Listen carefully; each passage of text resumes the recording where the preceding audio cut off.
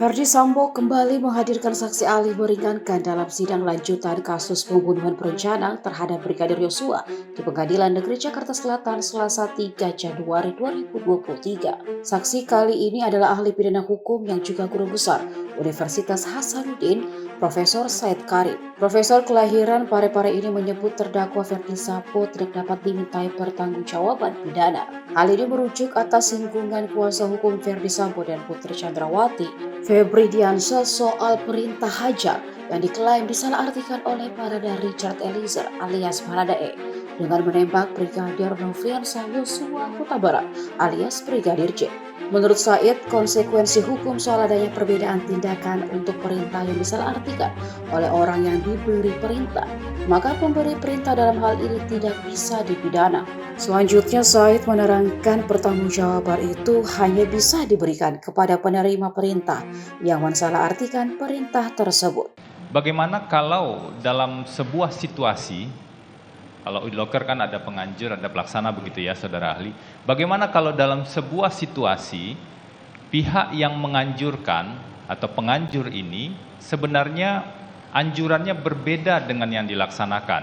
Pelaksana interpretasi atau mispersepsi dalam menerima anjuran dari pihak penganjur. Misalnya yang dianjurkan adalah hajar, tetapi kemudian yang dilakukan adalah menembak yang berakibat matinya seseorang. Mohon saudara ahli jelaskan. Jadi mohon izin yang mulia untuk menjawab. Berdasarkan pengetahuan hukum yang saya pahami, jadi kalau saudara penasihat hukum berbeda pemahamannya dengan saya, jangan salahkan saya. Karena saya kemukakan memang yang saya pahami. Penuntut umum juga punya pendapat yang berbeda, tidak apa-apa berbeda. Karena memang kita memahami secara berbeda. Ya, saya lanjutkan ya bahwa dalam situasi penganjur witlocker ya menganjurkan untuk melakukan sesuatu perbuatan, ya katakanlah misalnya dia katakan dia menganjurkan untuk memukul, ya. Tapi ternyata kemudian karena yang bersangkutan yang disuruh itu pelaku peserta punya senjata api, dia tidak memukul, malah langsung dia tembak. Dia tembak lagi, biasanya kan orang menembak berkualifikasi. Mulai dari kaki, ya, dia akan menembak langsung kepada daerah yang mematikan, ya kan? Nah, tapi dia langsung menembak pada bagian yang sangat berbahaya bagi kehidupan umat manusia, mungkin daerah perut atau jantung, dan memang sasaran mematikan.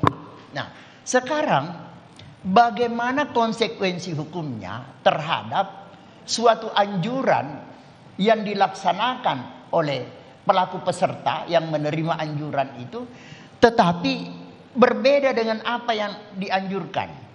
Jadi dalam hal yang seperti ini, menurut pengetahuan hukum yang saya pahami, penganjur tidak dapat dimintai pertanggungjawaban pidana terhadap perbuatan yang dia tidak anjurkan.